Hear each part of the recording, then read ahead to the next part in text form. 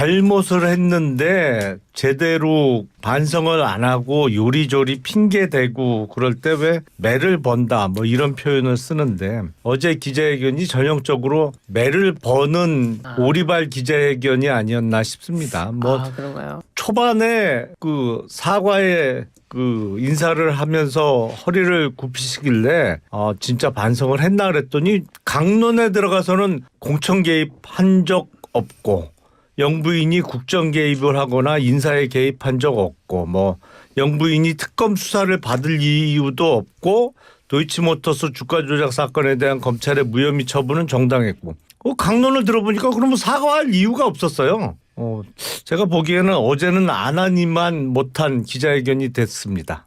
두 번째 대책이 뭐였냐면 휴대폰 번호 바꾼다였어요. 아니 휴대폰 번호가 뭔 잘못이 있어요. 사람이 잘못된 거지. 예. 사람이 문제지. 어떤 취지로 말씀하신지는 알겠는데 대단한 말실수를 하신 거죠.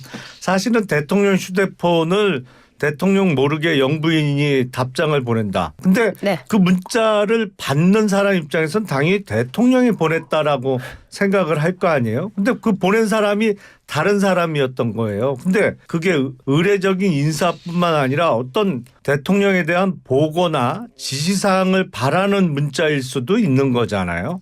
우리가 업무를 하면서 문자나 이런 텍스트를 통해서 하는 경우도 많기 때문에 어제 대통령의 그 말씀은 영부인의 국정 개입의 가능성을 활짝 열어놓은 사실상 네. 시인하는 진술 아니었나 싶어요. 국정연설 참여하지 않은 부분은 그 전에 갔더니 앞에서 탄핵도 얘기하고 탄핵을 계속 운운하면서 오라고 하는 것 그리고 갔더니 뭐 인사도 안 하더라 이런 모습을 국민한테 보여주는 것이 과연 맞는 것이냐 이렇게 또 입장을 얘기했는데 일견 타당성 있는 거 아닙니까? 야당에 대한 책임도 있는 거잖아요. 뭐가 타당해요?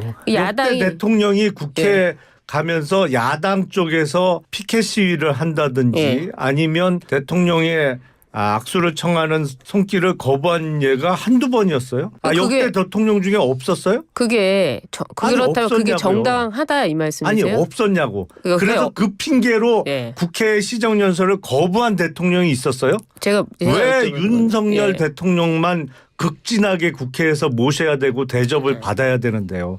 아니 그리고 말로는 돌을 맞고도 갈 길을 가겠다고 하는 분이 거기서 뭐 대통령을 어떤 신체적인 위해를 가하기를 했습니까? 욕설을 하기를 했습니까?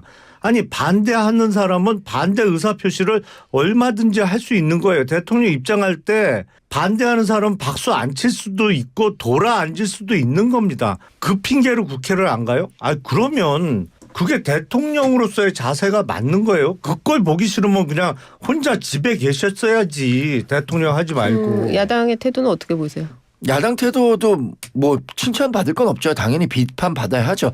사실상 그 최소한의 예의는 분명히 가져야 한다고 생각합니다. 그런데 그거에 대해서 감수하고라도 시정연설에 가셨어야 한다는 것은 전 뭐 그런 생각은 갖고 있어요. 왜냐하면 그 2013년서부터는 계속해서 관례가 됐던 거고 2012년 이전에는 뭐 몇 차례 안 간 경우도 있었다고 합니다만 본인이 과거에 하셨었던 말씀도 있으니까 가셨었으면 좋았겠고 이렇게까지 얘기했으니까 내년 시정연설이나 앞으로 대통령께서 국회 갈 일이 있다면 국회도 최소한 대통령의 권위와 지위를 존중해 주는 차원의 변화는 필요하다고 봅니다. 그래요.